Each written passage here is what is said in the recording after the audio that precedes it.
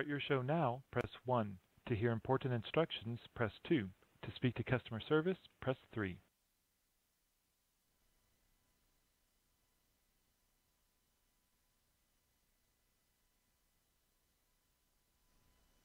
To start your show now, press 1.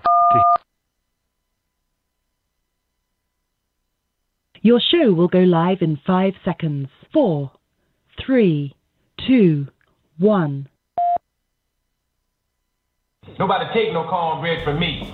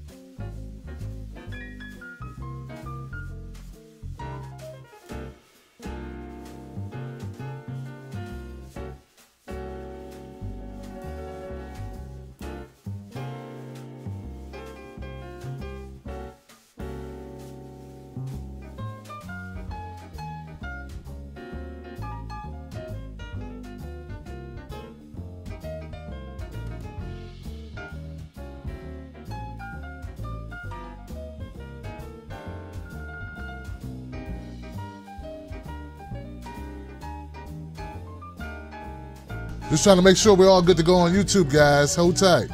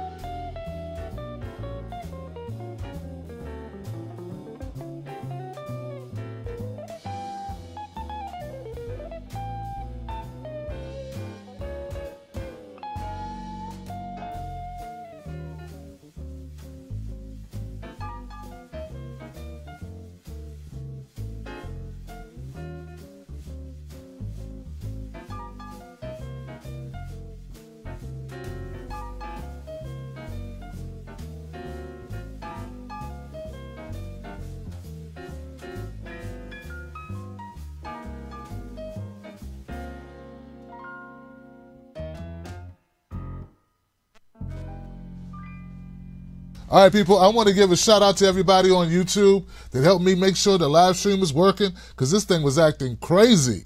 Shout out to Alan. Shout out to my friend Tom Zito, my friend Darren Alavi, and the most recent, newest member of the Tim Black's Wolfpack, George Scheller. Give it up for them. Give it up for them. That's right.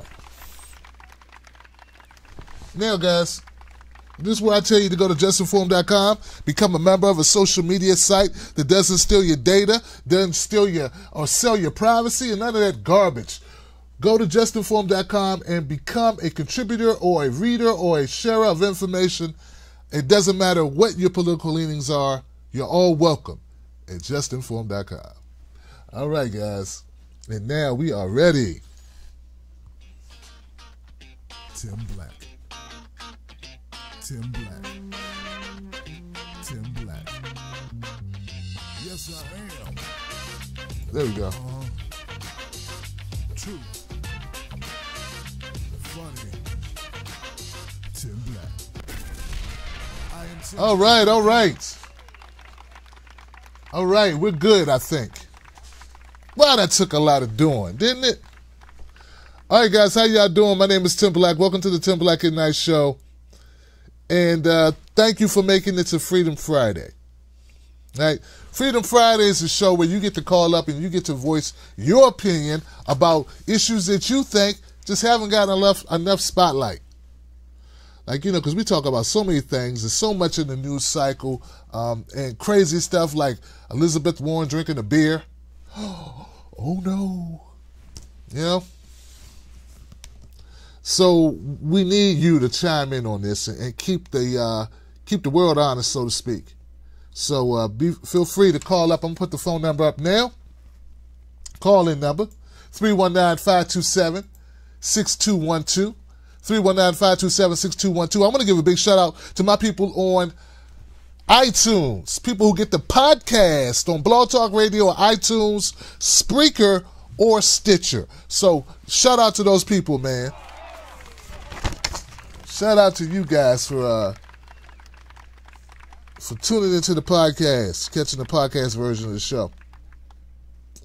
What else, guys? What else? Facebook in the house. I got Facebook people around. What's up, Facebook? What's up, Periscope people? What's up, Twitch people? And so, look, we're going to do the monologue a little bit different. Some of you guys were at work today or just unable to be, locked into your social media, and you may not have watched any TV, any cable news, and I hope you didn't watch any cable news. It's bad for you. It can cause diarrhea of the brain. So we don't want you to be stuck with that condition. You start believing all types of nonsense. But if you have been out of the loop, I want to play for you the latest craze. It's compliments of a freshman, a just entering congressperson who made some comments that, well, let's just say it has people talking.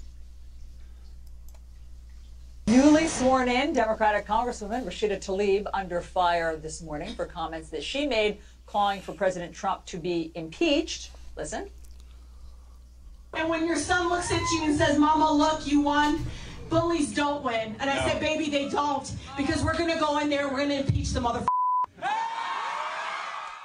All right, we're back with David Gregory, MJ Lee, and Alex Burns. MJ, she knows that people are holding cameras up like this, taping it. So this wasn't like a hot mic moment. Right. This was a message. And I think that you can hear already that a lot of the freshman class is filled with vim and vigor. As my euphemism for something else.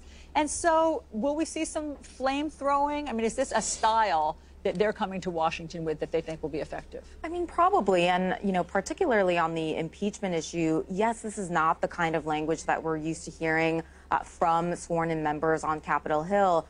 However, we do know that the issue of impeachment is one that people around the country think about. And obviously, especially for the critics and people who are not supporters of the president, they do get worked up about this issue. And Democratic members who are running for office or are already in politics, they know that this is an important. So yeah, that was the comment, and you saw a little reaction there on CNN. Now we're going to go to some GOP reaction to the comments made by Rashida Tlaib. We gave them an opportunity to show their priorities, that yes, they're committed to the American people, they'll put the people before politics, and we'll open government back up, and we'll make sure we're able to out ways we could work together, laid out firm core principles that we would not compromise on, and then we see this language going forward. I don't know this guy's name. Somebody in the chat, tell me what his. I've seen him before. I just don't know his name. One more time. Out ways we could work together, laid out firm core principles that we would not compromise on, and then we see this language going forward.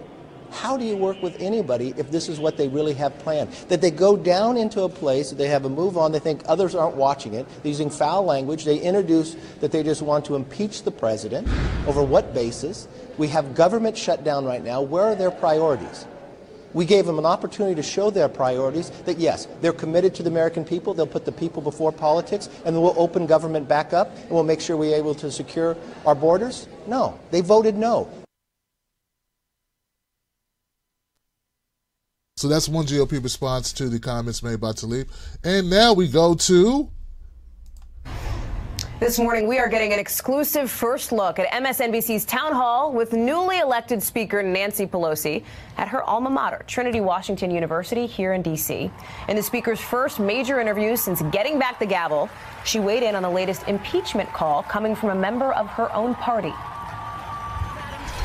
Speaker Pelosi, last night at a reception for MoveOn.org, one of your new members, Rashida Tlaib, who is newly elected Congresswoman from Michigan, used some colorful language to talk about what would happen to Donald Trump, to the president, saying, quote, "We're going to go in and impeach the MFer." Your reaction to that comment? I probably have a generational reaction to it. But in any event, I'm not in the censorship business. I don't think that, I mean, I don't like that language. I wouldn't use that language. I don't, again, establish any language standards for my colleagues. But I don't think it's anything worse than what the president has said. Fair enough. But I guess the question would be, does that kind of discussion of impeachment on that level help the cause of oversight in general, or does it make impeachment more likely, less likely? Does it impact the actual trajectory of oversight? I think it probably consolidates his base, but I don't think they need much consolidation. I don't think it makes that much difference. No. So you're not concerned at all about the way that the president's base will react to the idea of an incoming Democratic caucus coming in with the idea already pre-baked into the cake? They're going to go and get them. You guys are going to go get them. Well, you have to weigh the equities. That is not the position of the House Democratic Caucus. Sure. And the equity to be weighed is that's freedom of speech of an individual member. As I say, generationally, that would not be language I would use. Sure. But nonetheless, I don't think we should make a big deal of it. I really don't.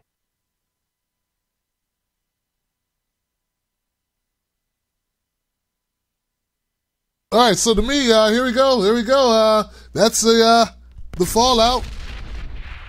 The fallout from it.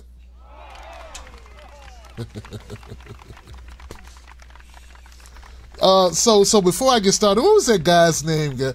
Anybody know the name of the GOP guy that was really pissed off there? He was virtue signaling hard.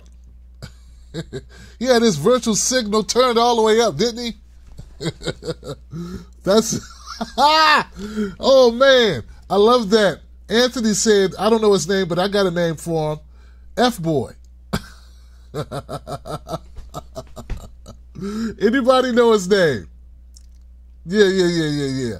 Okay, so I'm just gonna say we don't need to know his name, right? I'm gonna check real quick on Facebook. Anybody know the guy's name? There you go. I don't know. So it doesn't matter. It doesn't matter what his name is, right? D. Trump talking about martial law.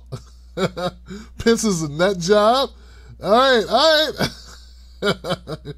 Trump calls somebody Patricia Gardner says, can you imagine if Trump calls somebody a mother? No, he just calls them sons of bitches. Yeah, that's all. And it wasn't just one person. He called like anybody who protested by kneeling during the national anthem a son of a bitch. So that's what I thought. I thought that was funny. I mean, nothing wrong with that. Right? Nothing wrong with that.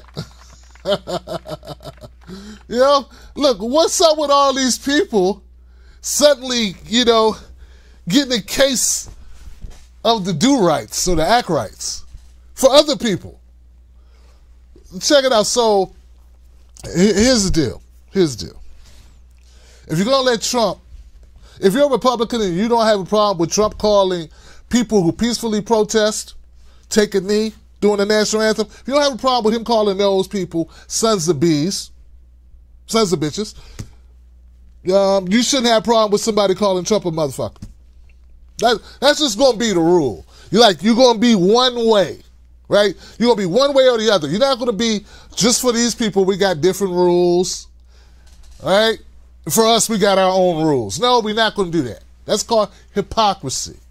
And it sucks, okay? You suck if you're a hypocrite. On the same token, if you are a liberal, right, or a Democrat or whatever you call yourself, and you have a problem, right, or you think it's wrong that Donald Trump called the football players sons of bitches, then you cannot be cool with, right, just to be consistent, you can't be cool with Rashida Tlaib calling Trump a motherfucker. Right, you just can't. Like, unless you don't have a problem with being a hypocrite. Get it? We're going to be one way. Now, if you're Tim Black, right, and you want to be, you know, if we're similar, this is the way I look at it, okay? I look at it like this. I think it was wrong for Donald Trump to use those terms, and use to call those football players that. I said so at the time. I think it's in poor taste and I think it's wrong for Rashida Tlaib to call Donald Trump a motherfucker. Asshole. Asshole's better. Hey, I'm not politically correct, and I'm not a politician who just got elected to represent an entire state or district or whatever. A district. So she's a congressperson. She's not a senator. So just the people in the district elected her. She's representing them. But then again, maybe they want her to say this. Maybe this is going to go over good with the people back home. Maybe that's why she did it. Maybe this is something they get into. They like it. You know, so I don't know. Okay, so I do have a problem with people pretending like things aren't already divided. You know, I do. I don't understand these people with this thing. She's dividing the country. It's already divided. Way before she called Trump a name. We got every talk show, almost 99% of talk shows, dog Trump out on a daily basis. And then you got one person, probably at the happiest moment of her life, being elected to office, who called Trump an MFer, and now you're like, oh, that's it. Where's the morals? Where's the fairness? No, every day is constant Trump being skewered constantly. And I'm not saying he don't deserve it, because see, like I said, I think Trump is an asshole. But I'm just saying, where's the perspective? Right? Where's the perspective? So we got a lot of virtual signaling going on, and it's old, it's tired, and we're seeing it on display. Just how hypocritical everybody can be. Now, I would like to say is regarding this Nancy Pelosi statement, I agree with her. I don't think this gives Donald Trump's base any more than they already had. Heck, I don't think this is new. I don't think Donald Trump's base is going, oh man, they don't like Trump. I didn't have any idea they don't like Trump. It's caught me off guard. I didn't know that. I thought he was popular. There's like no Trump supporter in the country who is taken aback, like, oh my God, I had no idea. I mean, they may not like it, but they're not going to be shocked that there are Democrats who want to impeach Donald Trump. I mean, that's all Maxine Waters has been talking about since Trump started running. There were people talking about impeaching Donald Trump before Donald Trump became president. Look it up. Look it up. There are people talking about impeaching him. So let's not act like this is like, oh my God. She said, so what are we upset about really? We're upset that she used bad language? Trump used bad language and still got elected. Unless you think saying you grab women by their change purses is just regular stuff that presidents are supposed to say. I mean, he said that and then he still won. But those people that elected a president who they heard say it, they had no problem with it. They had no problem with it. They went in there and they just, Trump, and filled in their little circle and kept it moving. But now all of a sudden someone's using, so let's just admit it's all about what team you're on, right? It's all about what team you're on, because it can't really be about the language. Now maybe it's about the impeachment part. Hey, look guys, look, the Democrats have been talking about impeachment. If you pay attention, you'll realize that there are a lot of Republicans, even Steve Bannon was on the Bill Maher show on HBO, 2 months ago, saying if the Democrats win Congress, win the House, then they will impeach Donald Trump. I mean, like, that's a foregone conclusion. Now, Nancy Pelosi, who Donald Trump, for some reason, has been very supportive of, have you guys noticed the cozy relationship they have? He said very complimentary things about Nancy Pelosi. Now, I know you don't want to say, he's playing 4D chess or something. I'm just telling you what he did. Everybody wants to give Trump way more credit than I think Trump deserves. They're always like, oh, he's scientific. I think Trump's just doing it because he knows that Nancy's, they share something in common. I mean, they've probably known each other 30 years. All of them have known each other 30 years. Now, the only people that don't know or not in the team, who you just got on the team, Rashida Tlaib, she just got on the team. She's not a part of the it crowd. Nancy Pelosi and Donald Trump go way back. Just like Donald Trump and Hillary Clinton, all of them go way, way back. They're friends. They're friends. Chuck Schumer, they're all friends. They're buddies. They've known each other 20, 30 years. This idea that people at each other's throats in real life is BS. It's World Wrestling Federation stuff. It's us lowly voters and regular citizens who buy into the bread and circus of it all. The theatrics of it all. It's all BS. But I have noticed that Nancy Pelosi and Donald Trump have been very chummy lately. Will the Democrats impeach Donald Trump? That doesn't mean he'll be removed from office. Definitely it won't happen in the Senate. I do not see... Donald Trump's too popular with the base of his supporters. Donald Trump, the thing he has going for him that they don't like to talk about on these corporate media, they don't like to discuss it, is the fact that Donald Trump has a very strong base appeal. That's what matters, okay? So these politicians, first thing comes for them, first thing they're thinking about is their careers. And can they maintain their seats? Can they get reelected? And voting, if you're a senator and you vote to impeach Donald Trump, you will not be reelected. Okay? All right? Let's just make sure that's clear. So they may impeach Donald Trump in the House, but they'll never get it through the Senate. That won't happen. So this whole idea of impeachment is fool's gold. But it's something that Democrats are able to run on and raise money on. And I'm not running for anything. I'm just telling you the truth. That's just the truth. Okay? So impeachment does not mean be removed from office. That's not what it means. It just means they're going to waste a whole lot of money to reach a foregone conclusion, which is nothing's going to happen. Right? Same thing happened with Clinton. He got impeached. He served 2 terms, baby. You know, it's not. He didn't leave office. So anyway, I'm just over here. I'm tripping off of everyone acting surprised. Okay, and just a little bit about Joy Reid, because I haven't talked about Joy Reid in a while. I mean, how disingenuous can you be? Joy Reid is on a network that talks about impeaching Donald Trump every 15 seconds. Every 15 seconds.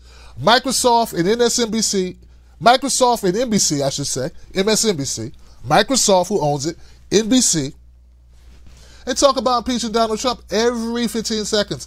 And then she's like, well, isn't this bad because it shows that the Democrats are already planning to... Oh, shut up. Come on, Joy. Come on, Joy. That's all they talk about. I mean, what policies? And I want people to be honest here. Be totally honest. Everybody, my Wolfpack, Tim Black's Wolfpack, Truth Bomb activists. Everybody be as honest as you can. Be totally honest, 100% honest. What policies are the Democrats fighting for? Name 3 policies that the Democrats are fighting for. Now, we know what the Republicans are fighting for. Border wall, right? Border wall is one of them. Spending more money on defense. That's both parties, but we're talking about the Republican Party right now. Right? It may be something trade related, right? I don't know if those are policies, but those are things they talk about a lot, right? What are the 3 policies? Name 3 things that the Democrats have been fighting for. 3 policy points. Not what we want. I'm talking about what they've been fighting for. Can't name one, can you? You can't name one policy. Name one. It's hard as hell to name one. The only thing you really can't come up with, and it's not a policy, it's getting rid of Donald Trump. Well, actually, you can come up with 3. I take it all back. You can come up with 3 things that the Democrats have been fighting for. Russia! Russia! Russia!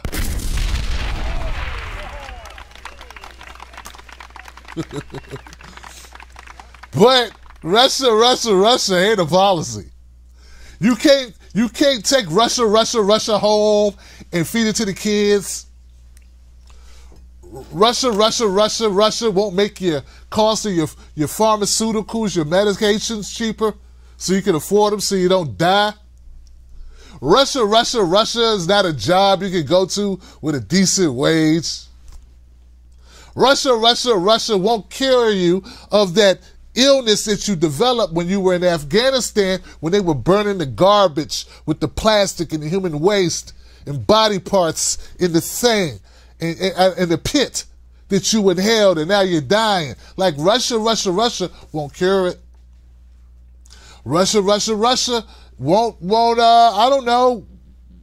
make the water clean. In Flint, it won't clean up the oil spills if you're in the Dakotas. It won't do shit. Russia won't do anything except sell ads on MSNBC and CNN. And it's not a policy point. It's not a policy standpoint. That's what the Democratic Party has been fighting for. I remember when Senator Nina Turner used to go on the shows. I remember she went on shows back in 2015, 2016. She was the only one sitting there. She said, we need to focus on things that help the people. Policies that help the people. What'd they do? They shut her down. They wouldn't even let her speak at the DNC convention because they were afraid she's going to get out there and say some real shit. They ain't want her to say any real shit. Roseanne DeMore of the Nurses Union, right? Things that help people. That's what it was about. That's what it was about. Now, before we go to phone calls, guys, I want to add this. Last night on the show, I did a live take on Bernie Sanders with the campaign issues. And I said, the allegations are that, some people say that they were sexually harassed on the Bernie Sanders campaign. And that they reported it to someone at the campaign or were trying to report. It was really hard to report. It was really hard to get any action done. And they blamed Bernie. And Bernie Sanders went on CNN and he said he's learned his lesson. He's learned from this situation, and if he runs in 2020, he'll do a much better job, and that he just did a better job by outsourcing his HR. And if women or people have complaints, they'll have a separate company outside of the campaign that they can go to, and they'll handle it without any bias because they're not even a part of the campaign. And I think that's amazing. Here's the problem I have, guys. When someone's wrong about something, they're wrong about it. Doesn't matter if it's me. Doesn't matter if it's you. And it doesn't matter if it's Bernie Sanders or if it's Donald Trump. What I saw today needs to be addressed. People, we cannot become the people who only see our guy and make excuses. All right? It doesn't matter who did it, if it was Jeff Weaver or someone Jeff Weaver hired. Bernie's at the top, it's his responsibility. Doesn't mean he's a bad guy, doesn't mean he did it intentionally, doesn't mean he doesn't want to support women or whatever. It doesn't mean that at all. It just means he's the guy at the top. The buck stops there. It's disappointing, man, that I had people who don't see it that way. And yes, it may be true. There may be people, some people may not be totally honest, or some people may be blowing things up. And it may be true that there are forces out there trying to destroy Bernie Sanders. But here are the facts. Bernie did not have in place a deep enough team, a well-oiled machine around the 1,200 employees that work for him. So all I'm saying, guys, I don't want to argue about it. I'm not here to make too big a deal about it, but it did concern me that I don't want sounding like hypocrites. Right? I don't want us to be hypocritical. If you are trying to fight the system, if you are bold enough, courageous enough, willing enough to go into the lion's den and fight the system, you can't lose the easy ones. I said, if you are willing to go into the lion's den, if you're willing to go up against Goliath, you gotta have your slingshot ready. You can't go into the lion's den without your slingshot. You can't go against Goliath without your slingshot. Like, you can't. So what I'm saying is, don't give them anything. Don't give the Goliath any advantage. And if you take nothing else from this, I hope you take from it that shit. Anybody can make a mistake, but there's some mistakes you can't afford. And when you're on a stage and when the world is gunning for you and the forces are coming down on you, the last thing you want to do is give them an easy win.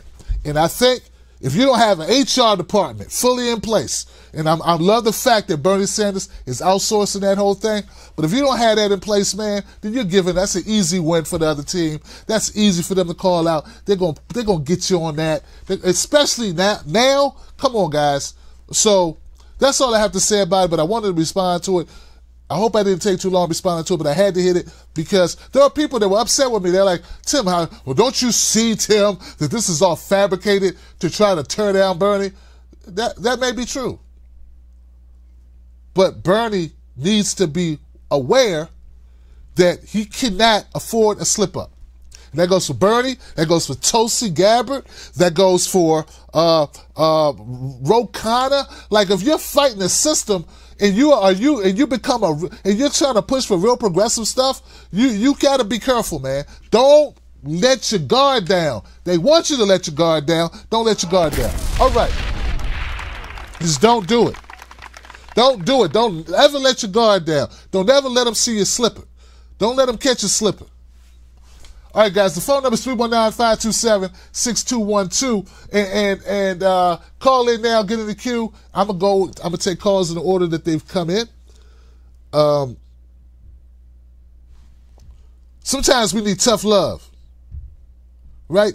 Sometimes your best friend is the person to say, hey, you know what? You're making a mistake there. You need to correct that. I got your back. Do this, do that. This is the way you do it. We ain't yes men. We are intelligent people with something to say and something to bring to the table. We should bring that to the table. And just going, oh, that look good. That's great. That looks good. You look good. That look good on you. And then get out there and they look horrible. That's not good. That's not a friend. A friend says, hey, maybe not the stripes with the polka dots. Maybe the orange and the green and the purple. Maybe you should wear those in separate outfits. Maybe a shag haircut. It's not good. It's not good to bring that back. You know, maybe the polyester belt by the pants. Maybe we need to get those to Goodwill. Maybe we don't need to do. Maybe that fifth drink is not a good idea. Maybe dancing on the table, drunk at the thing. No, maybe like that's friendship too. That's love too. That's love. That's called love, man. Maybe going to the girlfriend's house unannounced without calling is probably not a good idea. I know you're emotional, bro, but you don't live there. You need to call her first. Like, that's love, tough love. And, no, you shouldn't have done that. You shouldn't have showed up without calling her first. What's wrong with you? You my guy, but you don't do that, dog. No. You're messing up. You were wrong. Don't do it. And no, it's wrong to go check his email. You doing? You a safe cracker? You CSI? What's wrong? Who hired you? You work for CIA? What are you doing going through his email? No, you my girl. I love you, but I support you, but this is dumb. This is dumb. You don't do that. I got people in my comment section like, it don't matter what you do, even if it is wrong, because I support you. And if you don't, the blind lead the blind. This is to be blind. All right, my first phone call. I don't know what's going on with people, man. I'm trying to tell you, man. All right. Now, I want to announce that I reserve the right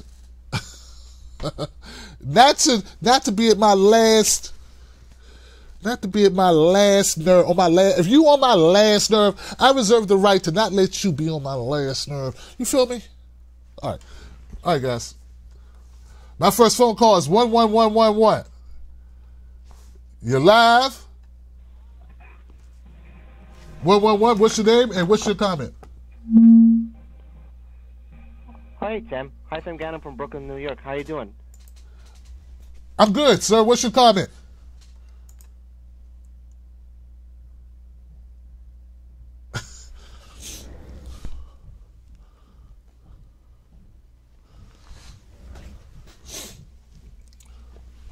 All right, hello? Hello? Hello? All right. 785. You're live on Freedom Friday. What's your name and what's your comment? Hello? Hey, 785, how you doing? Can you hear me, Tim? Yeah, we hear you. Go ahead. Okay, this is Carla Laverne. I wasn't sure if I was on because I didn't get like a number. So, I'm just calling in to say I love your show. I've never called in before, so this is the first time for me. But, basically, like, I was just going to say what you were talking about earlier with the language and stuff like that. I mean, I cuss like a sailor. I really don't give a shit how people are talking, And so, either way, whether I agree with them or not, I don't always agree with the actual message they're sending, but and it just basically lately I've just been getting sick of everything. It just all seems to be compiling, like with Pelosi. I'm sick of her. I'm sick of all these subliminal points of like, Joe Biden, trying to shove Joe Biden down our neck, and then I'm sick of the impeachment talks. And because if we're talking about impeachment, we're going to end up with Pence, like that's going to be some great thing. And some could argue that it would be worse, and right now they're talking about, how, I don't know, like we've got the government shut down and like, as I see it, it really impacts poor people the most, almost, all the way down the line, the people who are not getting paid right now, I've heard people say, well, they shouldn't be living so frugally and all these things. But like, if you're talking about it on a serious level, people who are not getting paid, like the janitors and things like that, they're probably not getting a wage where it's like so easy to put back and be, okay for months at a time, and, I really didn't have too much else to say other than, I feel like all of these arguments that we're having about just these petty things. I guess it's not really petty, the wall, but, I feel like that's a useless, spend of money when really all that we want is, universal Medicare and fair wages and equality. And I just feel like everything's sidetracked. We spend so much time pushing our candidates and so little time actually focusing on the issues, But anyways, I'm glad I got on. Yeah. It's good to talk to you, Tim. It's great talking to you, Carla, man, so much. I appreciate you, Carla. I seen you on Facebook in the chat. I appreciate you too. Yep. I just thought I'd call in and just, give my peace of mind on it all. And it just really, I've just been getting frustrated because I just see, like, we're going circles, around in circles. And, you're talking about, like, what kind of, what have they passed? What kind of legislations have been passed and things like that? Or what are they actually working on? And I can't really think, like, over the last 20 years, like, anything that, like, a bill that was passed that was just purely good, like, really trying to help people, poor people, impoverished people, or, anybody struggling. And it's like everything always has, like, a backhanded, there's something in that bill that's going to, like, hurt somebody somewhere, like, be it overseas, be it here. There's always something that comes with, like, some kind of hook, So, anyways, I'll get off of here. I know you have other callers and stuff like that, but just thought I'd put in my 2 cents worth. Absolutely. Give it up for Carla. First time caller, Carla. Give it up for her. Thank you, Carla. I appreciate you. Carla took the plunge tonight, man. She took the plunge, became a first-time caller, man. I really appreciate that. And it's a special thing, and we always get a claps for new callers. Always got to do that. Something you said, Carla, and look, excellent call, by the way. Great start for a first-time caller. Definitely great job. When you brought up the point about people criticizing, having this thing saying, well, these government workers, they should have money put aside. These government workers should have this money, this stack of cash, emergency fund, like already put aside so they can deal with the shutdown. Listen, 40% of Americans can't afford a $400 emergency. What country you live in? Like, this is like, look it up. Like 40% of Americans can't afford a $400 emergency. That means if the car's down, it's just going to be down. Yeah, I guess the car's going to be down for a while. All right? Hell, I'm one of those Americans. Like right now, I'm in a bind right now. Myself. I haven't ran a GoFundMe or told anybody except very close friends know about it. It was a $1,000 thing. And if it wasn't for someone helping me, and matter of fact, I've been down for a month in an area because doing this, I don't make any money doing this. In fact, we're not even going to get into that. What I'm saying is, I'm just an average American, just like most average Americans. I'm living what? How am I living? I'm crazy? Woo! Where am I going? What am I doing? Woo! I'm doing this. I work 6-7 days a week. This is what I do. I don't do anything extravagant. So the average American, not you, if you're a person who has a few grand in the bank and 4 emergencies and you never touch it, you're not average.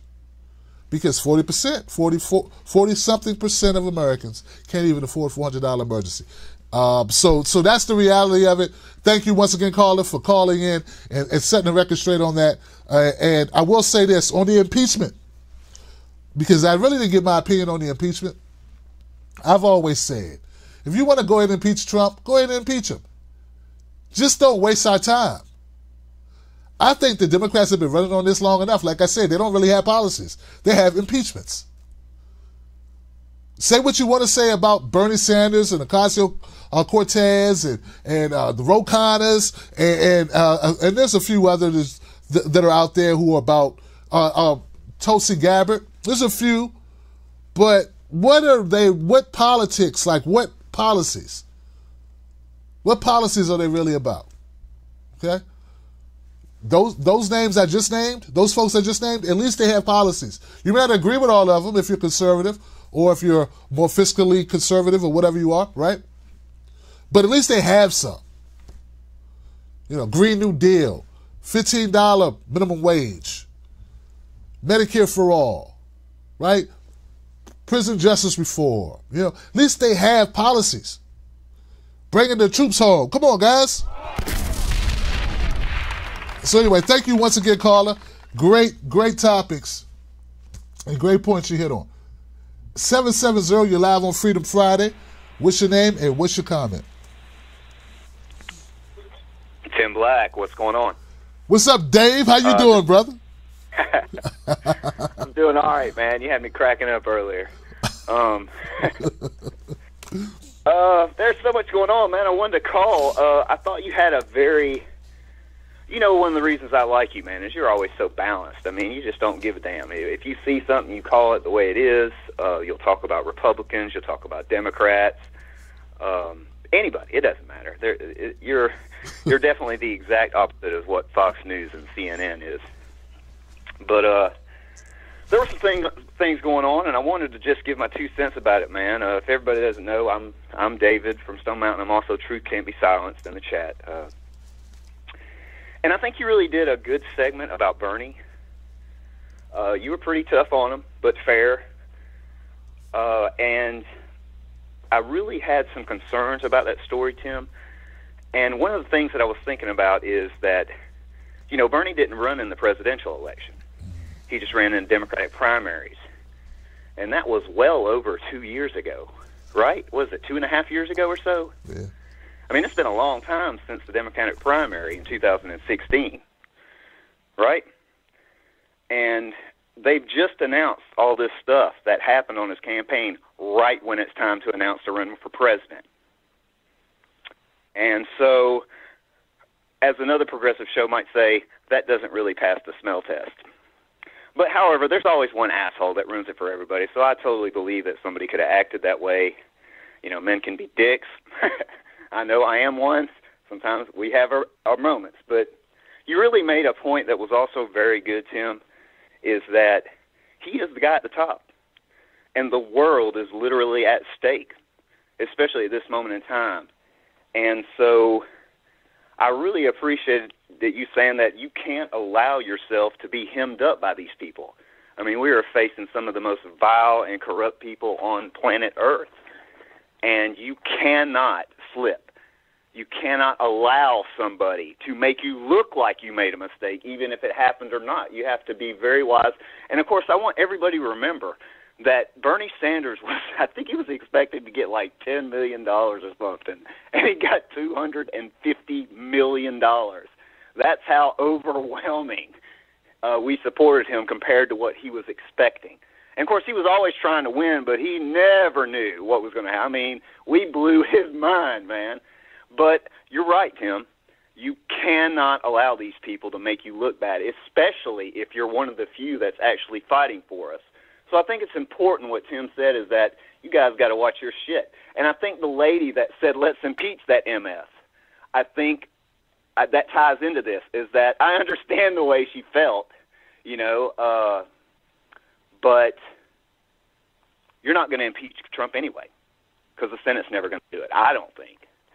And so it wasn't, although I appreciate her enthusiasm, it wasn't very wise. And so that's just how I felt like that. And I appreciated your statement because those are things that need to be talked about. You cannot allow these people because they will do anything, man. There is nothing. I mean, what did Brock do? They were saying he was posting kitty porn on Bernie sites. Believe me, saying that there was a little sexual harassment in campaign would be nothing for them to fake. Not that I'm saying that's what it is. I'm just saying you have to watch your back. You have to be careful. You can't allow that to happen with something so important.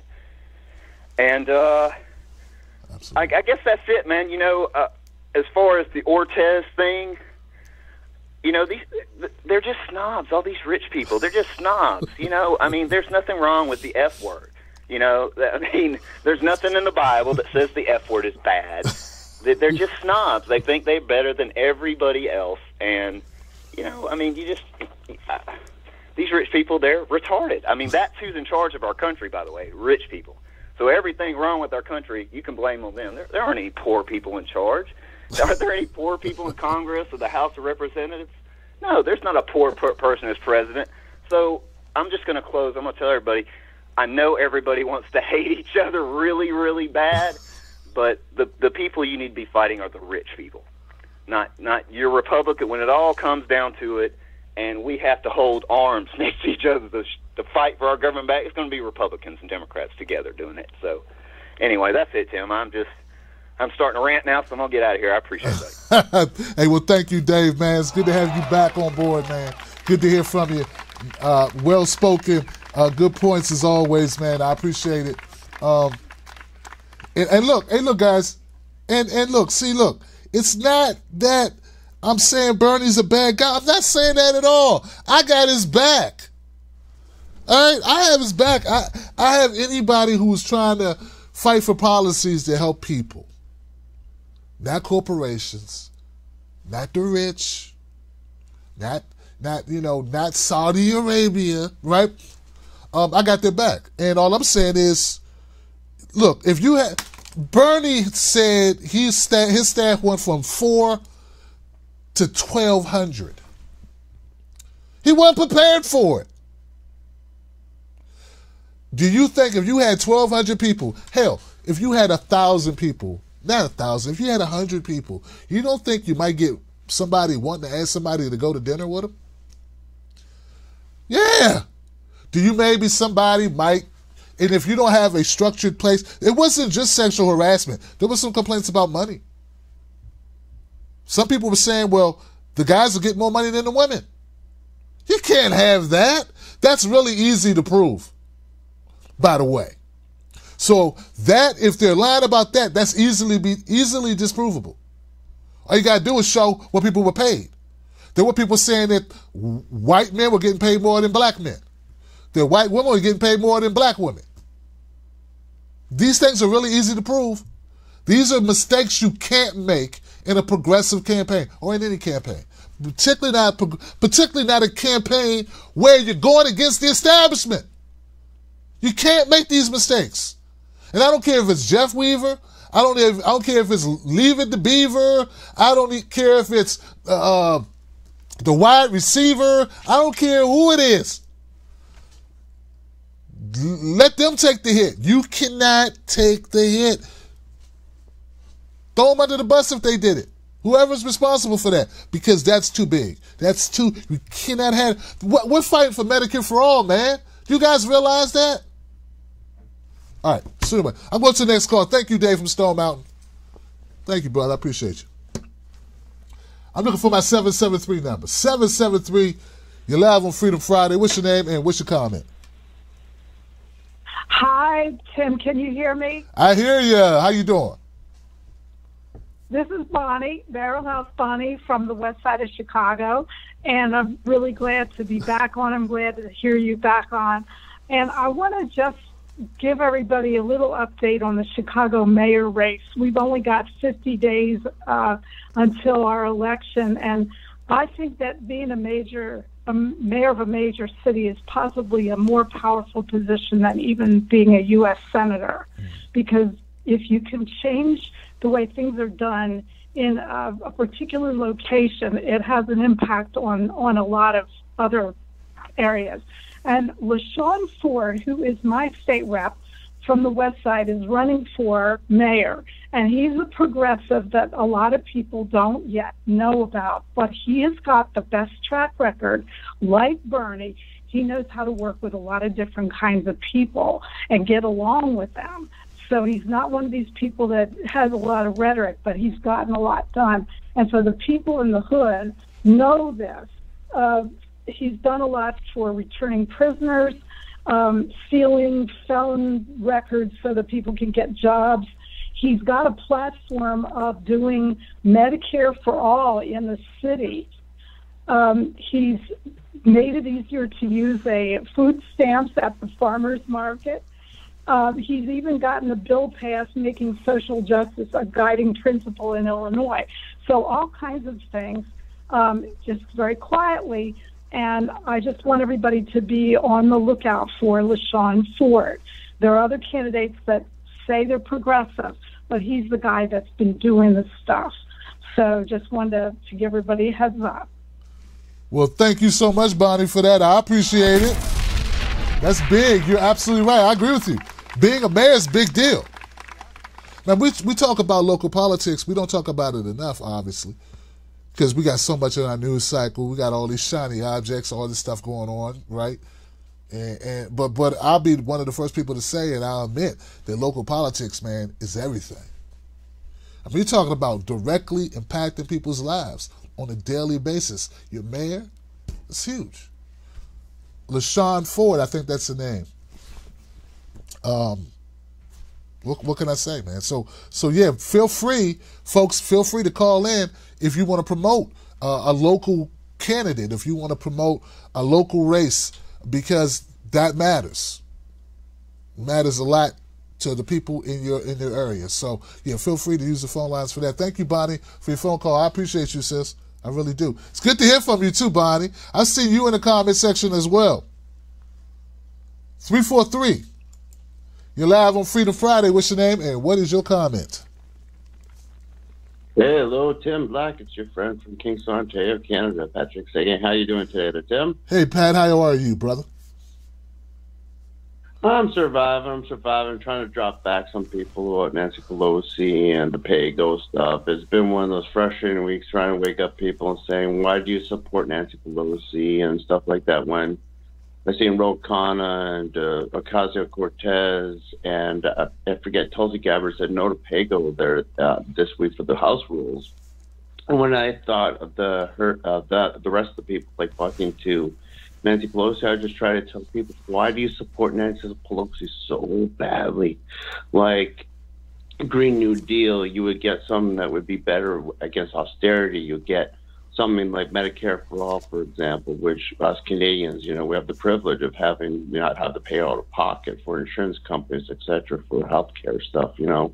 I really like to envision those things of anti-war for you guys as well. And when I try to tell them that Nancy Pelosi is in bed with the military-industrial complex and try to tell them about the truth about war with Obama and stuff like that, it's very, very frustrating to talk with some of my Democratic friends, and I'm just like, I really want peace in this earth. I want something that you guys can afford Medicare. I want you guys to have, to get off of fossil fuels, no more fracking, like I live about 4 or 5 hours away from Orange County, New York, in which that protester got arrested there. I forget it, quite a few years ago from Democracy Now! But, it's just, trying to envision it, trying to talk to people is very difficult and frustrating. Me, I have Asperger's syndrome, so I have a hard time trying to explain myself, and yet people call me the crazy nut conspiracy guy, saying, oh yeah, you talk about truth of war, but it's about all the same shit all the time, and they call me crazy and stuff like that. It's like, man, whatever. I don't like being slandered like that, but I know I'll listen to you and I'll listen to a whole bunch of other people like Jimmy Dore and Lee Camp about war and stuff like that, and I respect you guys. So, and I want to say, continue on speaking the truth to power and being able to get the things that you need to, because I'm sick and tired of you guys slacking. Come on, pick up the pace, yo. I want you to have health care for everybody. I want you to have, something that you be able to get solar powered industry, other things like windmills. I want you to have everything that would be better for your nation, and also to bring your troops home from those wars and lies. So, because I don't want to see any more bloodshed in Yemen. I don't want to see any more bloodshed in any other countries, I want peace on this earth. I want no more war. So, all right, brother. Anyways, have yourself a great week. Take care and have a great one. And everything is just too sweet. Have a good one. All right, Pat. Thank you for the phone call, my friend. Appreciate it. Yeah, we do need Medicare for all. We need a higher level of access to healthcare. We need to lower access to opiates. There's a lot we need done in this country, man. So thank you, Pat, for the phone call. I appreciate you, man. 646. You're live on Freedom Friday. What's your name and what's your comment? Hey. Hey, Tim. It's me, Hytham Ganem, from the 111 number, which it got cut off right out of nowhere.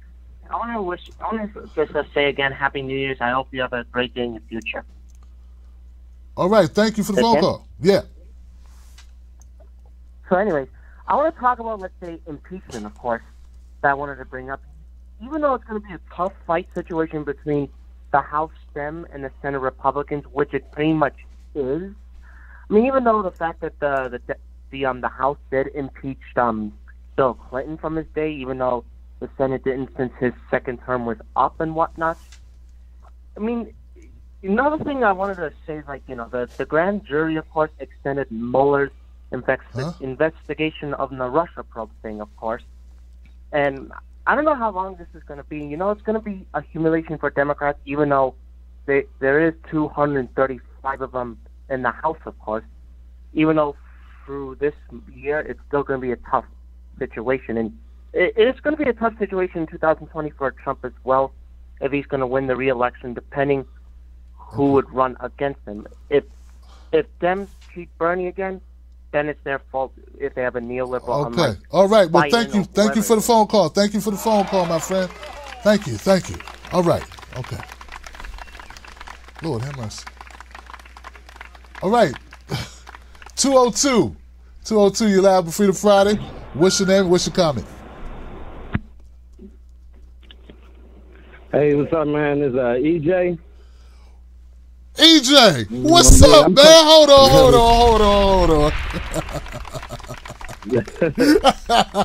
EJ, what's up, man? How you doing, EJ? What's good, man? Good to hear from you and everything. Well, good to be calling your show. Finally found a schedule that works so I can listen to you more often. My brother. Live. Yeah, man. But I was just calling to say, basically, how it seems like over the years my politics has ended up changing.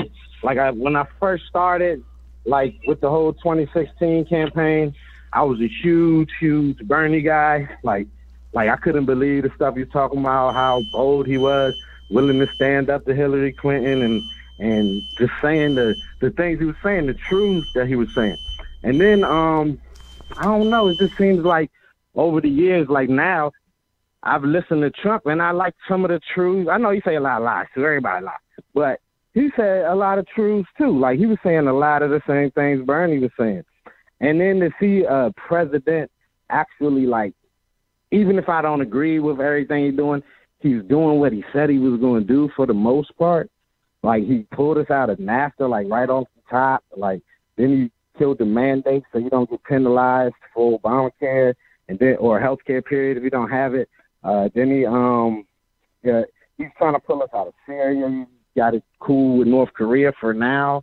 I don't understand criminal justice reform. I don't know what everybody's big problem with Trump is. Like, I think he's been like a pretty decent president. I mean, as far as like doing what he said he was going to do. And then the Democrats, like I agree with the first caller when she was saying, like, I'm just sick of some of these people, like Pelosi and all these people. I'm just sick of them. And, like, I like some of the new blood, like, because they're passionate and they're bold. Alexandria Ocasio-Cortez and people like that. Like, they're bold and passionate, but sometimes they put their foot in their mouths. They're still young, so I'm going to give them passes. But I don't know. I want to ask you, is there any circumstance in this 2020 election, and mind you, I would vote Tulsi Gabbard. Like, that's one of my favorite politicians. But is there any situation in which you would vote for Trump in this 2020 election? EJ, let me give it up for EJ one more time, man. Let me give it up for him. And also the honesty.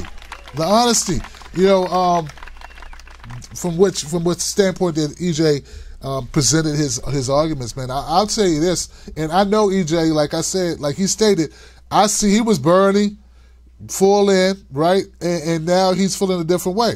And he asked an important question, a question that's hard for me to answer, which is, would I see myself voting for Donald Trump? One of the problems that I have is our news cycles and the way our news is reported, right?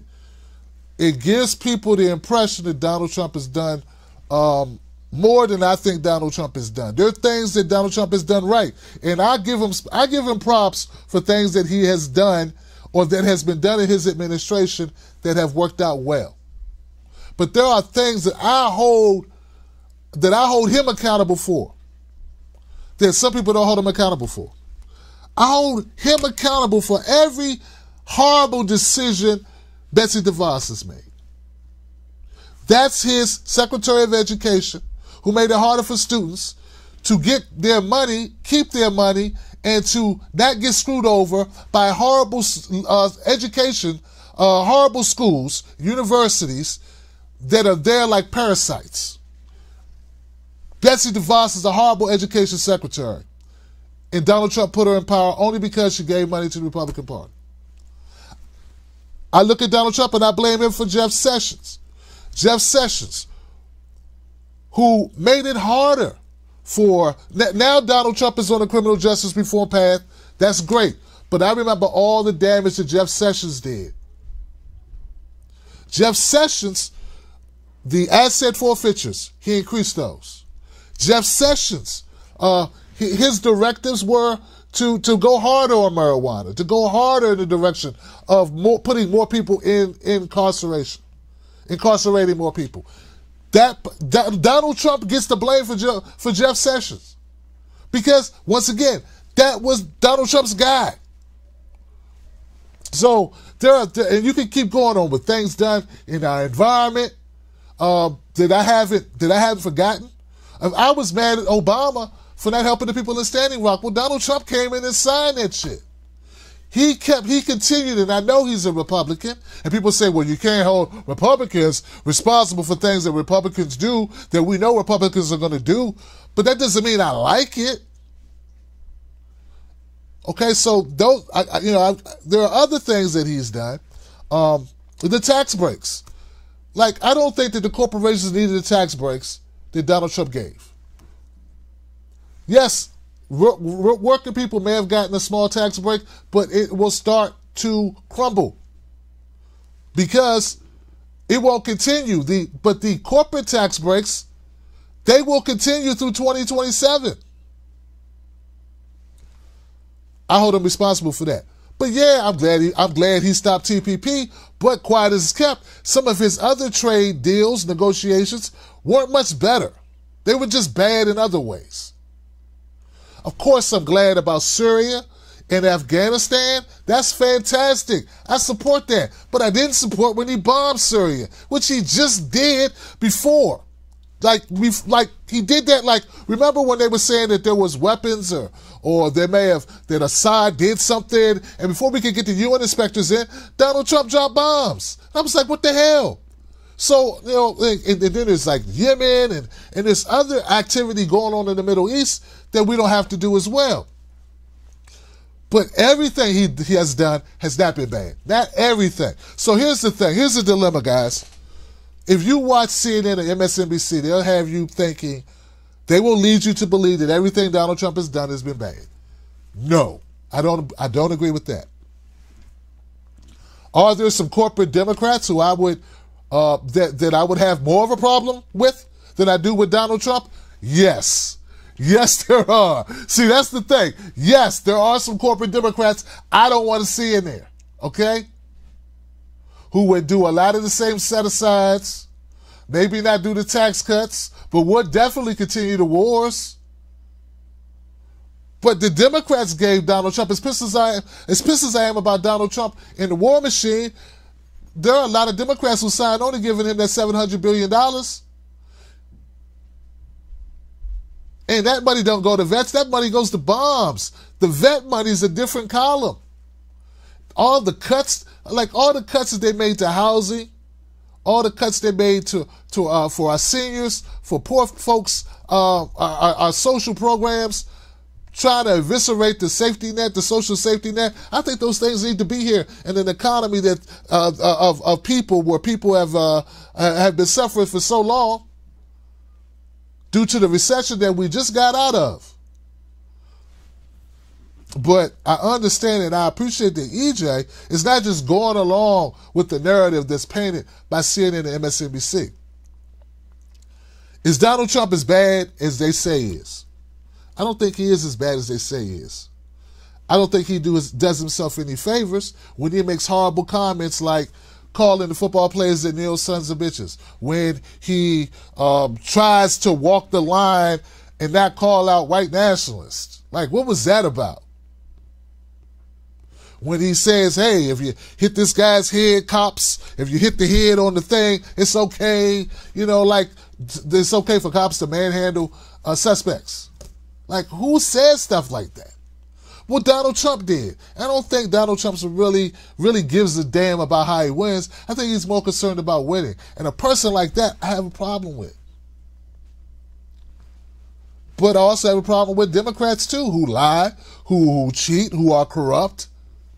So, hey, I'm not a person who wants Mike Pence. I don't want Mike Pence, okay? And I don't want Hillary.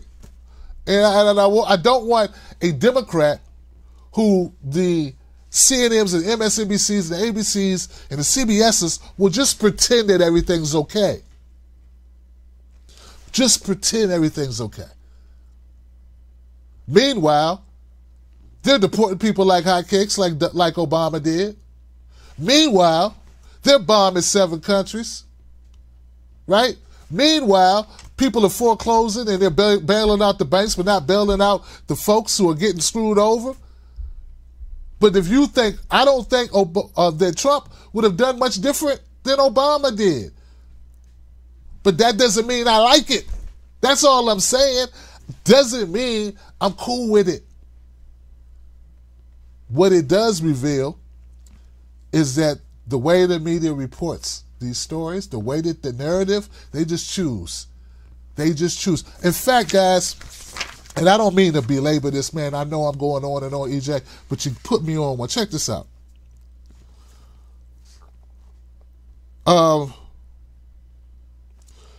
Rashid Tlaib, when she said that Donald Trump, she wants to impeach Donald Trump. Let me find this for you guys. Let me show you this. And please, I hope I have this handy. Because when I started researching that story,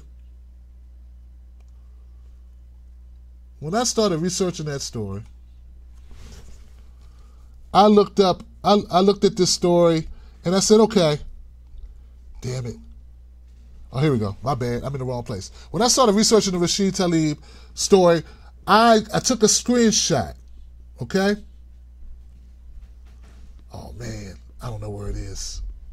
I took a screenshot of some of the news entities and how they were covering the story. Okay? That's what it was. I took a screenshot of it. Got it. Look at this, guys. There we go. Now, we all know, we heard earlier, if you just joined us, I was talking about the new Michigan representative, Congressperson Rashid Tlaib, her comments about Donald Trump being impeached. She said, we will impeach this MFer. Okay? I said, I spent all my money up. All my swear jar is full tonight. So I'm going to try to control the swearing for the rest of the night. Here goes Fox News, CNN, and Huffington Post all talking about Rashid Tlaib's comments. And look how varied they are about the same story. Fox News says Pelosi downplays Rashid Tlaib's profanity-laced vow to impeach Trump. It wasn't profanity-laced. She said one bad word. One. Unless the word mother is, unless MFR is more than one word. I thought it was one word. Okay. Then we got CNN comment. They said Rashid Tlaib gets totally wrong about attacking Donald Trump. So there goes the civility. Everything will be fine if we just were more civil, which is BS, because that won't change it. If you wanted things to be fine, then maybe you would be more accurate in your reporting, CNN. And then Huffington Post. And don't get me wrong, I used to write for Huffington Post. I had a contributor account on Huffington Post. We know that went away because, well, we know what the fallout on that. So that destroyed some people's ability to publish. But anyway, look at what they say about Rashid Tlaib. GOP clutches pearls over Rep. Rashid Tlaib's foul language and shrugs over Trump's. Huffington Post won't even admit that maybe she shouldn't speak that way, and they put it right at Trump. Say, Trump used, he uses bad language, so it's okay for everyone to use bad language. None of us should have any standards. It says that they shouldn't be complaining. which is not the total story. I mean, I agree with that, but it's not the total story because there's hypocrisy on both sides. So all I'm saying is, I think it matters, guys. I think facts matter, and I think that both sides, at the end of the day, I think that they all play the game. It's Donald Trump. Would I ever vote for Donald Trump? It would take, I can't imagine. I'd probably end up voting third party. Because I just don't think Trump really has, I don't think Trump's fighting for me. I don't think Trump's in office to help poor people. I don't think Trump's in the office to help people who are struggling. I just don't think he is. But let's see what happens. Let's see what happens. The prison justice reform package, I like that they were able to get one done, and they've been trying to get one done for a while. 10 years, well before Donald Trump was in office. They've been trying to get it done.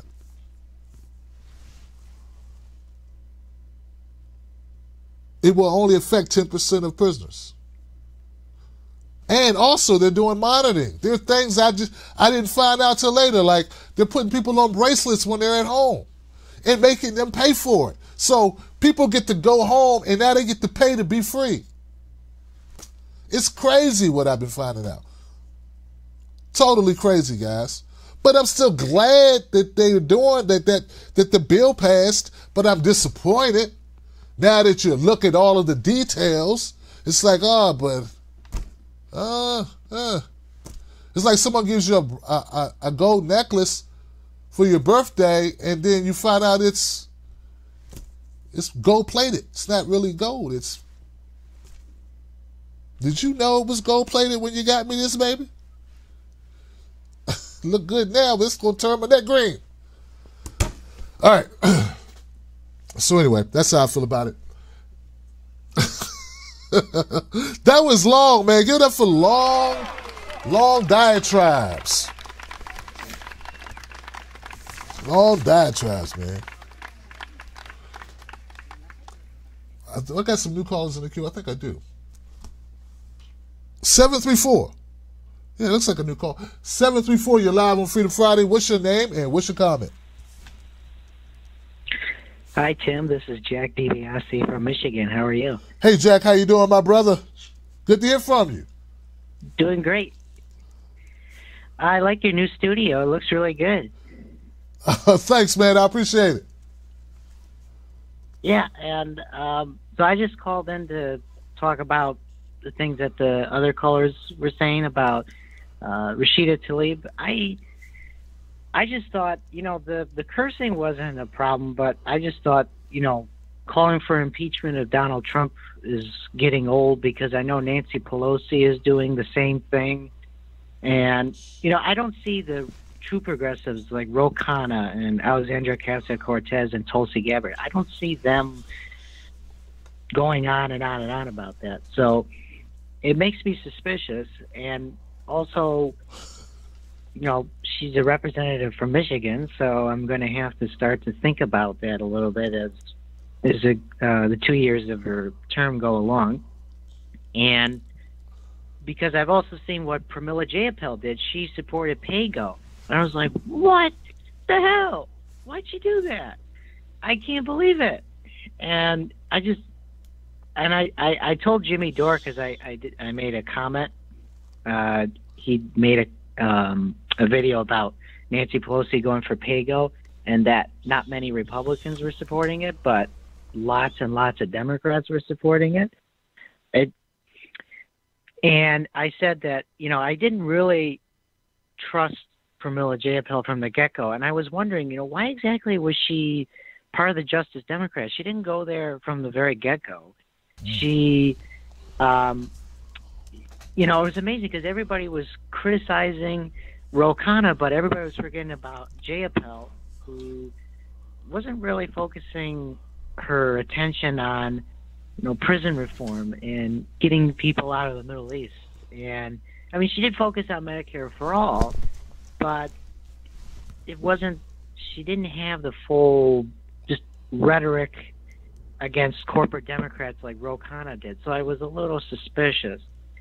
And I guess I was right, because as it turns out, she supports PAYGO, which is going to absolutely gut any dream of putting forth Medicare for all, gut any dream of putting forth anything other than military spending. It's nuts, and something must be done. And I even tweeted to Cenk Uygur, I said, hey, listen, if you're actually going to have a real justice Democrats, I put that in quotations for a good reason.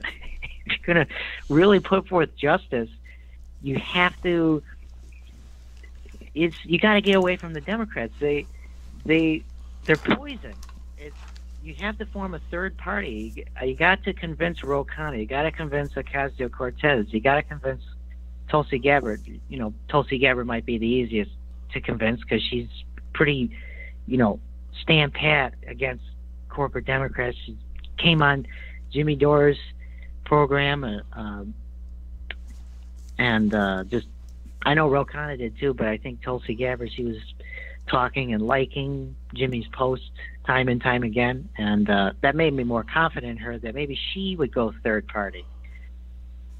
And I think that might be a good sign, but it has to be done. And so far, it's not. It's either, we're going to be Chucky the Shoebox and give $1 billion to the wall, or we're going to, and obviously not address the visa issue with more Canadians overstaying their visas.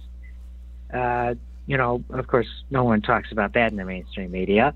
And there is a interesting thing that I found, because you were talking about Rashida Tlaib, is because you said that people were saying that she went on a profanity-laced rant. The local TV stations were saying that it was just, they at least reported it honestly. They said it was just a comment. It wasn't a rant. It was a comment, just one comment, just one mofo, and done. And so if the local news media, which now has mostly been controlled by, I forgot what that company, Sinclair. If they're mostly controlled by Sinclair, and even they are reporting it honestly, that's just horrible. That's just deplorable. That's the real deplorable there, They want to call Donald Trump deplorable, but this is deplorable. Just the media and the war narrative, and saying, well, you shouldn't get out of Syria because, but it's, meanwhile, you've also got Warren G saying, hey, listen, we also got to get out of Afghanistan and Iraq. And she even shocked Rachel Maddow. Rachel Maddow was like, huh? In her whole scene, I'm like, what do you mean, huh? Yes, we got to get out of those countries.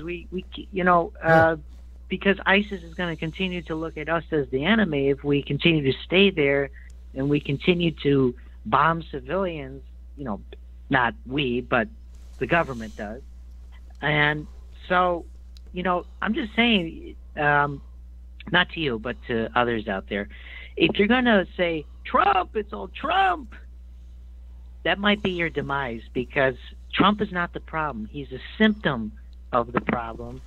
And, like, for example, this is why I also like, if you're going to vote for a Democrat, might as well go with someone such as Richard Ojeda, because he is tackling one of the big things that Democrats don't want to do, and that's, give the money that they've accumulated through their tenure away to charity. And I'm like, I really like that idea. I mean, Nancy Pelosi has $100 million, and she hasn't given one red cent to homeless people in San Francisco. She hasn't even given, she's got a vineyard. She hasn't given anybody a $15 an hour vineyard job or a $20 an hour vineyard job. It's just, you got to leave the Democrats. They're dead. They're dead as a party. We gotta have a third party. All right, Jack. I gotta leave it there, brother. But I thank you, and it's good to hear from you again, man. Good hearing from you again, Jack. Glad you called in tonight, my brother. Wow, man, I'm getting a lot of my old callers calling in. It's good to get people back in the mix of things, man. I'm going to say this real quick, and I'm going to get in and get out. I'm going to go to the next call. Trump is a symptom of a bigger problem, and there are problems that existed before Trump. I have a comedy CD out, a comedy DVD, not CD, a DVD, because I went on a comedy tour with Lee Camp in 2018, and give it up for that. Give it up for that. The title of it, Racist People Suck, is the title. Racist People Suck. Go to racistpeoplesucks.com. Racistpeoplesuck.com. You can stream it or you can buy it. Stream it for $3, buy it for $5. In that DVD, I say the same stuff I say here. I say that people pretend or people imagine that the world was perfect, that everybody was happy, and then came Trump. And we know that's not true. And I'm not saying that at all. What I'm saying is the media, the way the media reports things, though we know that Trump didn't create bad things in the country, like he didn't create the situation that we're in, right? They don't know it because they watch that news media, and that news media tells them, hey, we had Obama, and Obama was fantastic. And everything was perfect, but it wasn't. The opiate crisis was out of control under Obama. People were getting shot every day under Obama. We were in war every day under Obama. It wasn't better under Obama. It was bad then, it's bad now. So, thank you so much for the phone call, my friend. Let's go to the next one.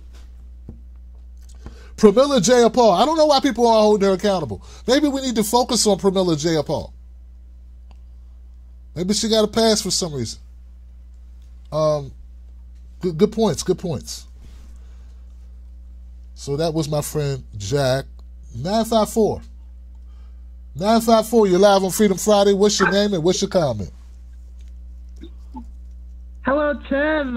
This is Michael Angelo Hamilton from Florida. Can you hear me? I hear you, Michael. How you doing, my friend? I'm doing good. I'm on college break. It's almost ended, but, I saw your notification watching your show, man. It's great work that you're doing. I wanted to talk a little bit tonight about the Congress, inauguration, this week. And it was interesting. It was interesting to see what's going on right now in our political climate and the government shutdown. And a lot of people suffering. Trump and his wall. I don't think he understands it's not going to get him that far because a lot of people are suffering right now. Those 800,000 workers. God bless them. Because they're being told what they're being told, that they have to, do chores to make rent and everything like that. So it's like crazy right now. I saw on Twitter one federal worker, he works for NOAA down here in Miami, and he works at the Hurricane Center. And he was saying this government shutdown is delaying the computer models. And that's a very important thing for climate change and, hurricane research. So this whole government shutdown is affecting even our scientific research. So, I don't know what he's saying now. Trump is saying now it's going to be years. He wants to keep the government shut down. And, a president saying that completely blows my mind. And I'm not just, coming on here just to diss Trump. I'm all for accountability on any side. I didn't really 100% like that a lot of Democrats supported the PAYGO, like the other callers mentioned. I'm very proud that Ocasio-Cortez and some Democrats actually stood up against it. But I think also the Democratic Party is pretty much dead. The writing's on the wall on that one. Hopefully, we can change it, but I don't see it happening anytime soon. But yeah. Everything's pretty good right now. If you don't know, I'm involved in student government here at my college at FAU, Florida Atlantic University. Holding my colleagues accountable. They spent like thousands of dollars out of our student pocket money, out of our student fees on trips and misusing our money like left and right. And we almost had it, the impeachment that we won. But, our statutes and schools say this guy could stay, even though our Florida Constitution, to create student governments all across Florida state universities, say that we technically have the majority. So it's just funny. It's a long story. I'm not going to go ahead and explain the full story, but I've been very active up here, and I appreciate the good work that you're doing, Tim. And I'm going to try to watch you more, like I used to back in 2016. But keep up the good work, brother. Hey, thank you, Michelangelo, man. A quick question, Michael. How is Florida feeling about Debbie Wasserman Schultz these days? What do your classmates think about her? Does her name ever come up? I know I have been, I was in the 23rd Congressional District ever since I was like 5. And I've always remembered my congresswoman to be Debbie Wasserman Schultz, and I'm like, I'm 19 now. So why we still got this lady representing us? And the whole issue with Tim Canova and the ballots being destroyed is a very serious issue. He filed a complaint to the U.S. House committee, and he wanted them not to seat Debbie Wasserman Schultz, and I think they probably let her seat and take office. But I feel like our congressional district has no real representation. It's the illegitimate representatives that we have. How they say "not my president"? I feel like "not my representative" needs to be a hashtag for this district, because that's what I feel like right now. I'm sure a lot of us feel like that here, because a lot of people are seeing through the BS, and we're thankful for Tim for all he's doing. And if anyone out there could support his work, because he has a lot of campaign that he's going through right now, please help out. He also has the lawsuit going on right now, which is going to take some time. I'm not sure how long. But yeah, Debbie Wasserman Schultz is not a very supportive person down here. A lot of people are scared to vote or run against her, and that has been happening for years. Tim Canova is the only primary opponent she's had for all her congressional tenure. So definitely, she's a no-go for me, a no-go for a lot of people down here in South Florida. Well, look, brother, thank you so much for the insight. I appreciate you, and it's really great hearing from you once again, man. Wow, man. And thank you for mentioning Tim Canova in this situation, because I haven't talked to Tim in a while, and I'm going to reach out to him and see maybe if we can get together on some of these issues that he's having. I know he gave it his all, man. And yeah, guys, I'm going to reach out to Tim Canova and just check up on him. Wow. So 7111. I got a 11111 number in the queue. You're live on Freedom Friday. What's your name? What's your comment? Yes, my dear brother Tim. This is Mike from Singapore. How are you, sir? Hey, Mike. How are you, my friend? Yes, thank you very much. I'm going to give you to all your listeners, something good. And his name is Andrew Yang, and his website is yang2020.com. So Y yellow, A apple, N November, G golf, 2020.com, yang2020.com. Andrew Yang wants to be the next president of United States of America, and his missions are universal basic income, $1,000, anybody over 18 years old, due to robots are taking our jobs away, and Medicare for all, and human capitalism, and many other issues as well too. Fight for equal pay, the freedom dividend, combat climate change, reduce mass incarceration and opioid crisis, and LGBTQ rights, and goes beyond that. People can go there and just visit his website, please. And this is what we need in United States of America. An Asian American Mr. Andrew Yang, who cares for his people. We need somebody that take care of the citizens, everybody good, and we don't need to keep spending 60% of GOP into military, and we need to bring everybody troops home, and we should not have any intervention to any countries. Since birth of this nation, more than 85 countries went there, and because the coup attempts against those nations, or we somehow manipulate their voting systems, and whoever we wanted, we put it there as our puppets. So now, with all the things going on with the Congress and with Donald J. Trump, our president, it's crazy.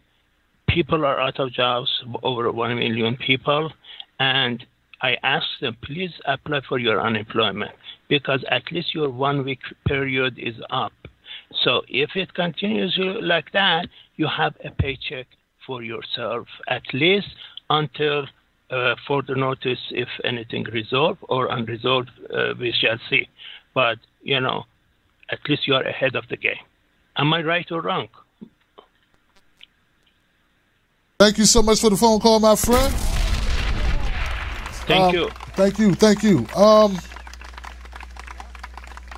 Mike from Singapore, my brother, if you're right or wrong, as long as we're about helping average citizens, everyday people live a better life and be able to have access to resources that will help them take care of their families, I don't think you could ever be wrong.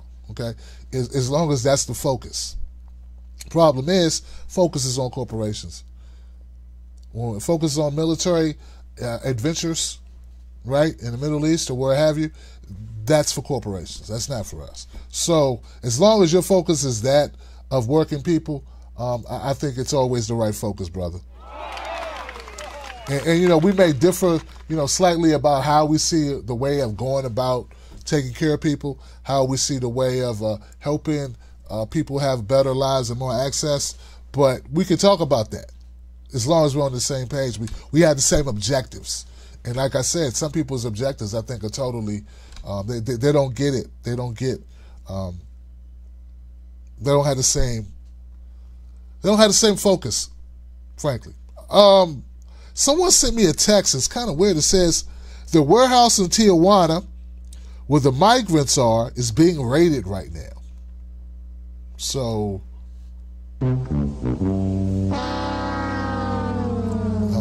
that's horrible. I don't know why it would be raided. Then they sent me a link to Facebook. So I don't know what that's about. I don't know what that's about, guys.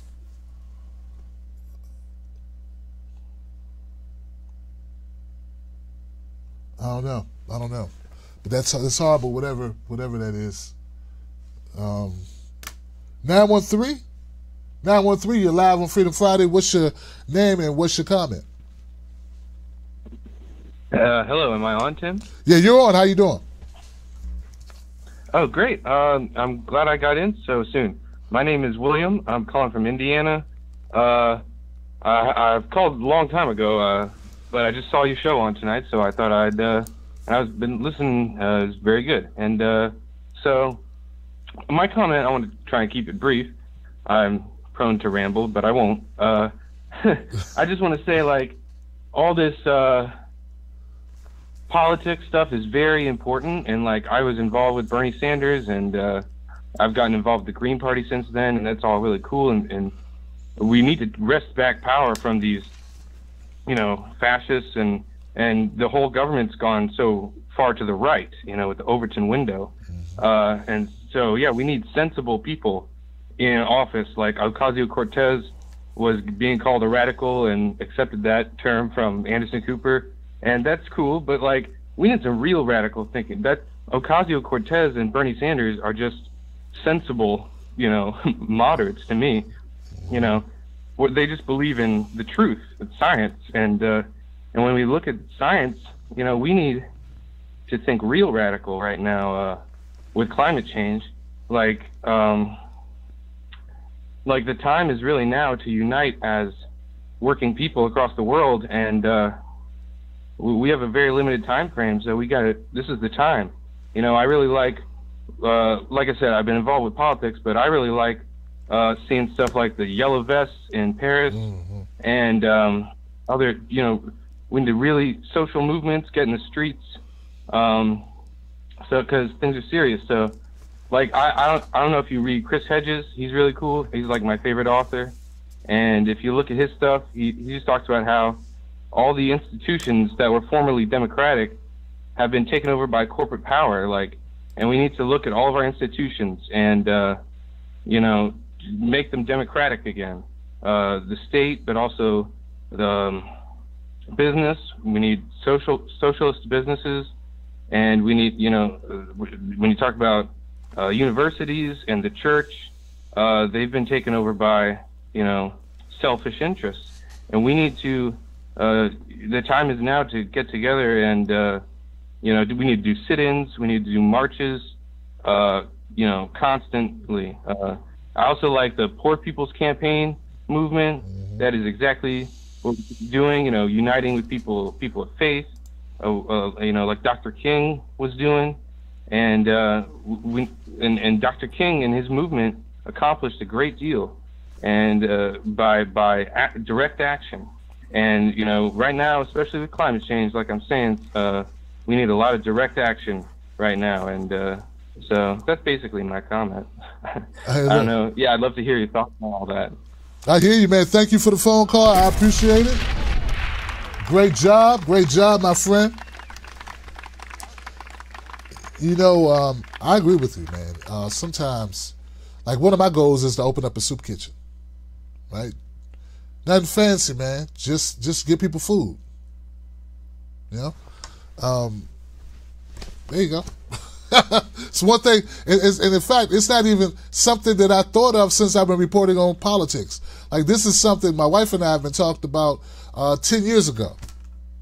Before it wasn't about politics. It was about helping people. So those types of initiatives, those types of actions, not just, talking, but actually doing, are things that I'm highly interested in, man. So yeah, I agree with you. And then there are movements, the Poor People's Movement. That's a movement I definitely support. It's really easy for things to get co-opted.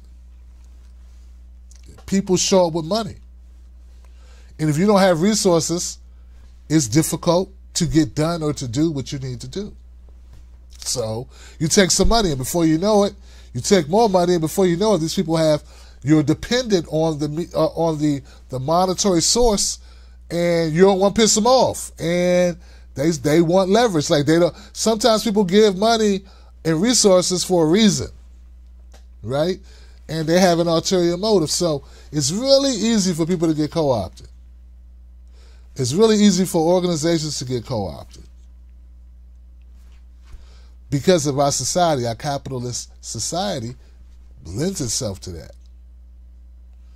So, the more that we can stay independent, and I'm talking about media people, the more that we stay independent, the better, man. The more independent we can be. So I have partnerships with people that I keep all of my independence. I team up with somebody to sell coffee, but they don't have any control over what I say. I'm on Roku, but Roku doesn't control what I say, right? I put out my own DVD. No one controls what I say but me. I do the editing. I do the distribution. It's I sold 2 today. But it's mine, and no one's controlling what I say. I do this show, and though YouTube doesn't let me reach even 20% of my subscribers, not even 20% of them, They don't even know I'm here. Someone wrote me today. They said, Tim Black, I've been subscribed to you for a year. This is only the second time I got a notification from you. He wrote that.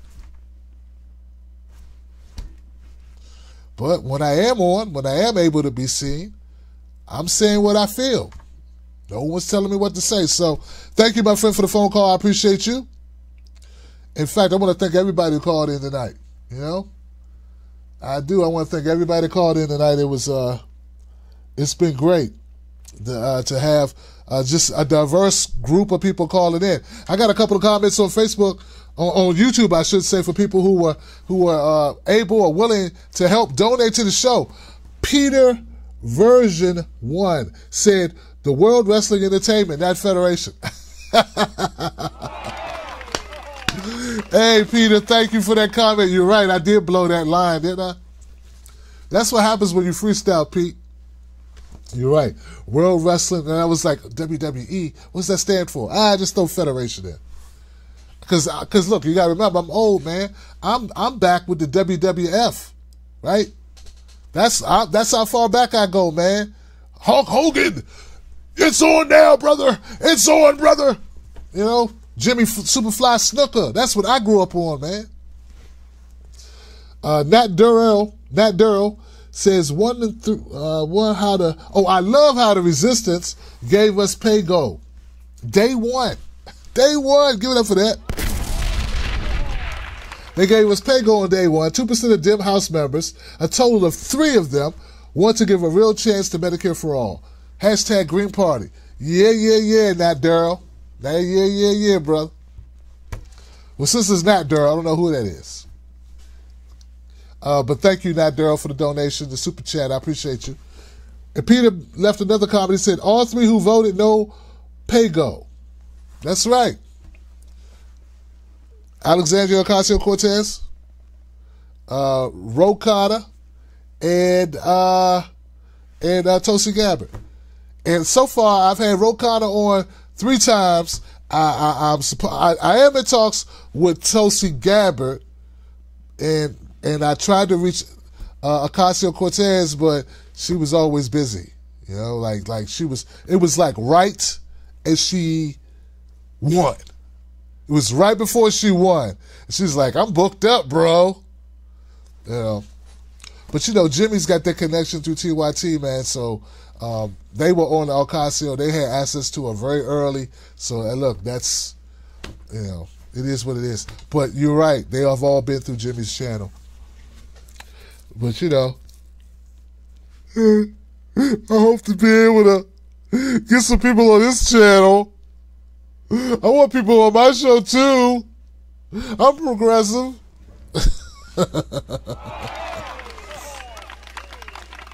All right, guys. I want to thank everybody once again. What's going on Facebook? I got some people on Facebook. James Mandalore. And there have been millions of people in jail since Crook Nixon's fake racist war on drugs. Booyah. Yeah. Fake war on drugs. Man, that was just a transfer of wealth from poor people to rich people, man. From us to the corporations, man. Prison industrial complex, nothing but money-making machine, my brother. It's like a hotel. You know, people, if you travel, you should travel. And look, when I say travel, you don't got to go to L.A. somewhere nice. Just go to some small towns, and you'll find out what I did. A lot of these small towns, the only thing that's holding these small towns together is a jail.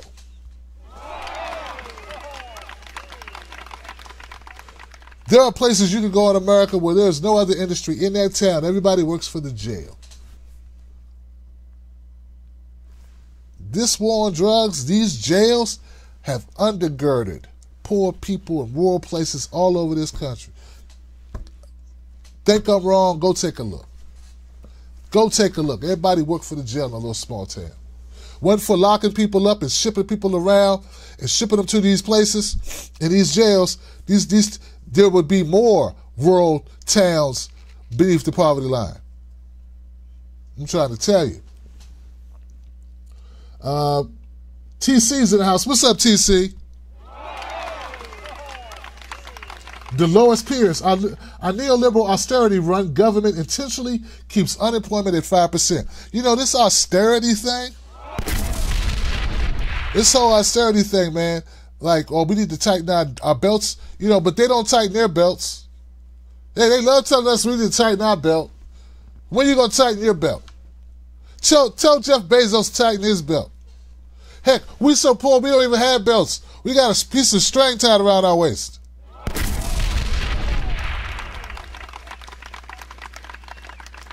Tighten our belt. Be more frugal. All right. What's up, Nessa? How you doing, Nessa Nivens? Chris? Steve McDowell? All right, guys. That's it. I want to thank everybody for tuning in tonight once again for Freedom Friday's show. Don't forget to go find me on YouTube as Tim Black or Tim's Take Live. You can find me on Facebook, on Twitter as Real Tim Black. Don't forget to go to racistpeoplesuck.com. Pick up the DVD. I appreciate it. It's funny. It's actually very funny. You can tell because it's filmed live and people are there laughing. I didn't pay them to laugh. They paid to be there, and they're the ones laughing. So, yeah, it's funny. Yeah. Shout out to everybody, all my moderators. Shout out to my moderators in my chat room. I appreciate you keeping it civil. I do. Truth can't be silenced. Thank you. No more donations. What's up? What's up, Bree? How you doing? What's up, Truth Bomb activists? Let me get some more love to Helen Ford, the Truth Bomb activist, Suzanne Murphy. Thank you for having my back, Suzanne. And yeah. And to my son TJ for all his help. I appreciate you, TJ, for all you do. Look, have a great weekend, guys. Look for more content coming from this side, TBTV, because there's a lot more stories. I got a lot more stories to put out on my YouTube and on Roku. If you have Roku, please, guys, add me on Roku. And what else? I'll tell you more about it next week. We got a lot going on. I love you guys. Be safe. Remember, sprinkle some facts on them. 90 seconds. Sprinkle some facts on them. Don't argue with people this weekend. Don't do it. Don't make enemies. Make friends. Sprinkle some facts on them. Tell them one thing that will pique their interest. One thing that pushes them in the right direction. Tell them, hey, guys, you do realize we were deporting people way before Trump got here. Obama was the deporter-in-chief. You just didn't know about it because no one talked about it. Wonder why that's so. 60 seconds. All right. Talk to you later, man. And let them think about it. Let them analyze it. And maybe they'll go look it up themselves and they'll find out that, yeah, we had problems before Trump. Don't let nobody take your cornbread. That means that you don't let anybody, do not let corporate media, don't let them take your cornbread. All right? Don't let the powers that be take your cornbread. Don't let them confuse you into thinking that person across the street from you, just because they think that they're a Trump supporter, you can still be friends. Or this person over here voted green, or they voted blue. They can still be a friend. We can't be divided by labels. No, we need to unite around 10 seconds. Around doing the right thing. We need to unite around people. And we unite around people by uniting around policies that help people, not parties. People over party. Policy over party, guys. I'm out. I love you. I see you again this weekend, and then Monday, right back at it. Stay cool, stay real, stay true. I love you, and peace out. Yeah. Peace to you and your families. Have a great weekend. That's right. Have a great weekend.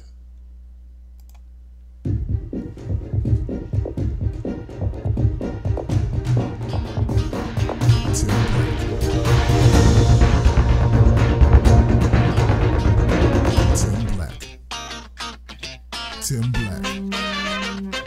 Tim Black. Yes, I am.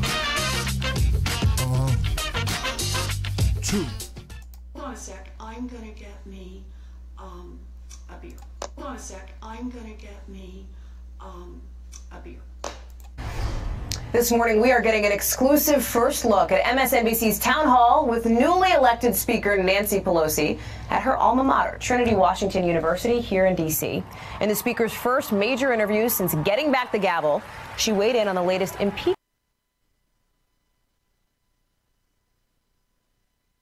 I'm going to get me